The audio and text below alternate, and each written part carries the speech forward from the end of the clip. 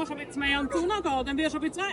Nicht an! Moin miteinander, heute sind wir an der Fantasiemesse in Basel und schauen, was da so abläuft. Was da eins an Kostüm ist schaurig beeindruckend, ich sag's euch. Also unsere Guckenmusik vom Dorf kann da ganz klar nicht mitheben. Aus welchem Fantasiefilm bist denn du? Man nennt es immer ein Horrorfilm. Also, Ui. Bist du ein Gefürchiger? Meistens. Wirkt jetzt für mich noch ganz sympathisch. Du kriegst doch ganz viereckige Augen, wenn du den ganzen Tag nur im Bildschirm hineinschaust. Verdammt, die Huren-Influencer da einfach wieder. Hey, was soll das? Influ was? Ich habe eine Frage. Ja? Wie lange haben die Tattoos? Für immer?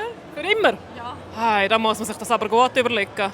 Hey, weißt du was, dann würde ich mir gerne so eine Aromatdose tätowieren. Machen ihr das? Kritisch. Also da frage ich mich jetzt einfach, wo das Fondue und das Raclette auf dieser Karte ist. Was bist denn du? Ja, bei den Harald Töpfer, oder? Ich wünsche dir weiterhin eine gute Fantasiemesse. Danke vielmals, danke. Danke dir. Das ist nichts zu danken. Nein, ich danke. Ja, danke. Ja, herrlich. Das hier wäre dann wieder mehr mein Metier. Ha? Fazit vom Tag. Ich kann weder noch so ein hohes Kostüm herstellen. Dafür weiss ich, wie man Kuhmilch tut.